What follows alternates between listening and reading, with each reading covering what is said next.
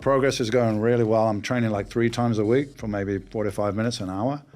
But I'm working as well. I'm doing construction, I'm doing some heavy jobs, so this is taking energy. Going well.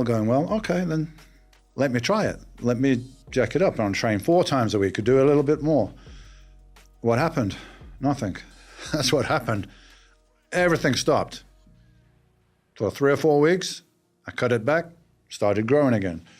Great at 50, and I really want to talk about this high-intensity, low-ish volume training that really can be credited to you because for those that don't know the community that you come from, there have been people who have been big proponents of long sessions, many hours in the gym. At the opposite extreme, there's been people such as Mike Mentzer who have been proponents of very brief, very high intensity, even 1 set to failure, and that's it. And you brought things into some sense of moderation. This is almost like a hybrid. Yeah, I guess. Yeah, exactly. Between the purist HIT, which, I didn't come up with the idea. The guy that really initiated the whole thing was Arthur Jones, who was the guy that made the Nautilus machines. And then he passed it on, right? And Mike Mentzer made it more popular because Mike Mentzer was American champion, Mr. Universe, and he was in the magazines. And I read Arthur Jones's books, and I think I'm a logical thinker. So it made sense to me. But if it made sense to me and it didn't work out practically, who cares, you know? So like yourself, I was kind of training like that, and everyone was telling me this is not the way to do it. You need to train more often, do more sets and so on. So I tried it. And the whole thing with my career, it's a bit like a science experiment in a way, that I documented everything. So I've got every workout. The first time I stepped in the gym and said, seriously, okay, I'm going to train and I want to be a competitive bodybuilder and this is how I'm going to change my life and maybe I'm going to get a gym or something like that. That was about it at the time. But I said, okay, so I'm tracking everything. My progress is going really well. I'm training like 3 times a week for maybe 45 minutes, an hour. But I'm working as well. I'm doing construction, I'm doing some heavy jobs, so this is taking energy. Going well. Okay, then let me try it. Let me jack it up. I'm training 4 times a week, could do a little bit more. What happened? Nothing. That's what happened. Everything stopped. For 3 or 4 weeks, I cut it back, started growing again. So I didn't really need to learn that lesson too many times. And I got to be British champion. I got to be turned pro. And I read everything that Mike Mentzer wrote in the magazines and everything like that, and got to meet him when I came out here. And we discussed training and so, okay, what are you doing? You know, I'm warming up, whatever it takes, a couple of sets. I'm doing a set to failure, and then I'm resting 2 or 3 minutes, dropping it down 10% maybe, and going to failure again. So I'm hitting that nail in twice just to make sure it's in there. So Mike said, why don't you try cutting back to 1 set to failure? So I started that around 91, 92, and I feel like I got another level of growth from that. So people say, oh, Dorian doesn't do HIT. I don't know what category we want to put it in, but it's probably somewhere between conventional bodybuilding and the extreme of HIT that Mike Mentzer was doing and Arthur Jones, which would be perfect for the average person. I mean, Arthur Jones was doing like a whole body workout a couple of times a week. That was his initial recommendation. And I agree, for the average person, that's great because you want to build a certain level of muscle mass for your health. But I was a competitive bodybuilder, so you got to be concerned with a little bit like, you know, side delts, rear delts.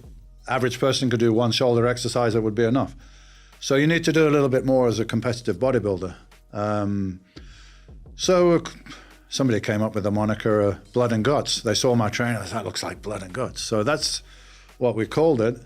So it's high intensity training, a lot less than the other guys were doing probably, but maybe the HIT purists will say, oh, it's not, but it is what it is. And it's all, I've got every workout written down so people can see what I did and call it what you will, but you know, it was briefer than everyone else I was competing against.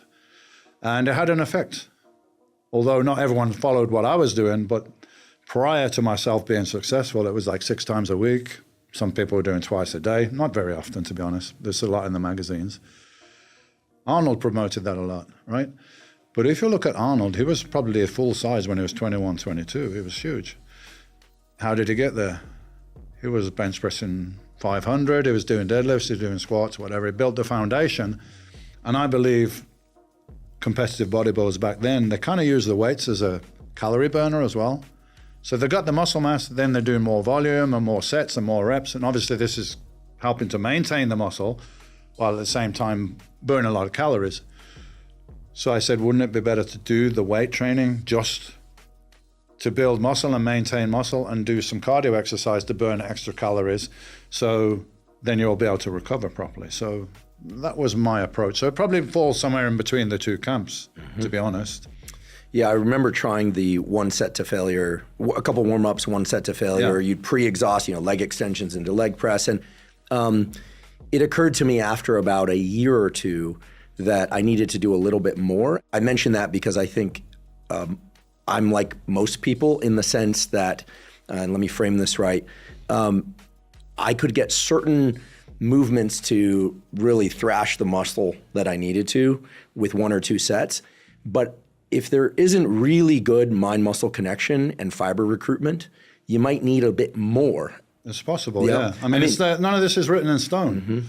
When people come to train with me, I said our objective is to get an exercise and go to real muscular failure. We'll need to get there safely, so we'll do a couple of sets to warm up. But if somehow you don't feel, or I don't feel, you nailed it in that set, let's do another one.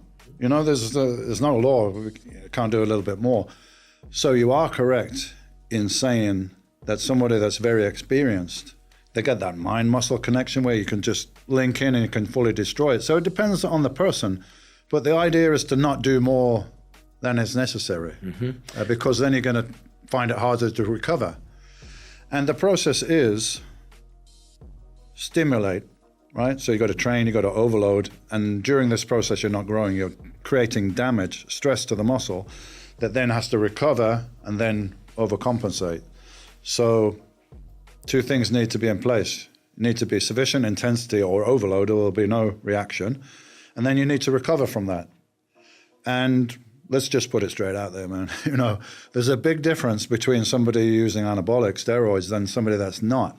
So somebody that's using can recover from that process more quickly than somebody that isn't. So I feel I should always say this, because when you're looking at a champion bodybuilder, how he trains, and you're a young guy trying to build up, that's probably not appropriate for you right now. That guy has already got the size and is refining for a competition or something. So that's the idea, to do enough to stimulate, but not more than that, because this is an overload that you've got to recover from. So you've got to recover before you grow as well. So you don't want to go back to the gym before that whole process has taken place. So I use some simple analogies sometimes when people are training with me. Like, we're going in now, we're knocking a wall down, right? We're rehabbing your house, we're knocking a wall down, and the guys need to come now with the bricks. So they need materials, and they need to do it, but they're halfway through building that wall and you come and knock it down again.